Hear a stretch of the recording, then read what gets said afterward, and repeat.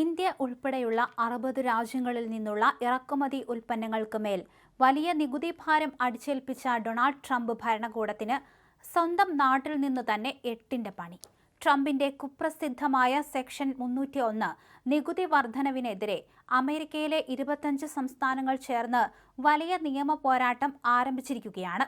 Democratic പാർട്ടിയുടെ നേതൃത്വത്തിലുള്ള സംസ്ഥാനങ്ങളുടെ കൂട്ടായ്മയാണ് ട്രംപിന്റെ സർക്കാരിനെതിരെ US അന്താരാഷ്ട്ര വ്യാപാര കോടതിയെ സമീപിച്ചിരിക്കുന്നത്.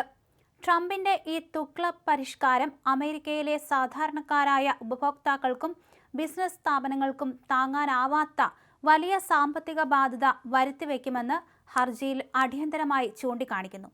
New York attorney general Letitia James, governor Kathy Hochul എന്നിവരുടെയും ഡെമോക്രാറ്റിക് സംസ്ഥാനങ്ങളുടെയും നേതൃത്വത്തിലാണ് ട്രംപിന്റെ തീരുമാനത്തെ ചോദ്യം ചെയ്തുകൊണ്ട് തിങ്കളാഴ്ച കോടതിയിൽ ഹർജി ഫയൽ ചെയ്തത്. ഈ വിചിത്ര തീരുവകൾ അടിയന്തരമായി നിയമവിരുദ്ധമായി പ്രഖ്യാപിക്കണമെന്നാണ് ഇവരുടെ പ്രധാന ആവശ്യം. നിർബന്ധിത തൊഴിൽ സാഹചര്യം തടയുന്നതിൽ പരാജയപ്പെട്ടുവെന്ന വലിയ ആരോപണം ഉന്നയിച്ചാണ് ഇന്ത്യയടക്കം 60 രാജ്യങ്ങൾക്ക് മേൽ കഴിഞ്ഞ മാസം ട്രംപ് ഭരണകൂടം 10% മുതൽ 12.5% വരെ പുതിയ തീരുവകൾ അടിച്ചേൽപ്പിച്ചത്. ജൂലൈ 24-ന് കാലാവധി അവസാനിച്ച 10% ആഗോള തീരുവയ്ക്ക് പകരമായിട്ടായിരുന്നു ഈ പുതിയ പണി.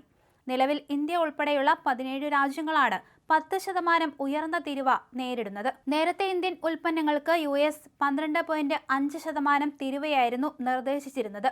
എന്നാൽ നിർബന്ധിത തൊഴിലിലൂടെ നിർമ്മിക്കുന്ന ചരക്കുകളുടെ ഇറക്കുമതി നിരോധിച്ചുകൊണ്ട് ജൂൺ 14-ന് ഇന്ത്യ വിദേശ വ്യാപാര നയം ഭേദഗതി ചെയ്തതിനെ തുടർന്നാണ് നിരക്ക് 10%-ആയി കുറഞ്ഞത്.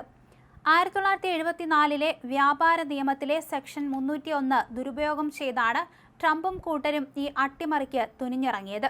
നിർബന്ധിത തൊഴിൽ രീതികളെ ചെറുക്കാനാണ് ഇതെന്നാണ് ട്രംപ് സർക്കാരിന്റെ ന്യായീകരണമെങ്കിലും തോറ്റമ്പിയ പഴയ സമഗ്ര തീരുവകൾ വീണ്ടും പിൻവാതിലിലൂടെ നടപ്പിലാക്കാനുള്ള പച്ചയായ മറ മാത്രമാണിതെന്ന് സംസ്ഥാനങ്ങൾ കോടതിയിൽ പൊളിച്ചെടുക്കുകയായിരുന്നു.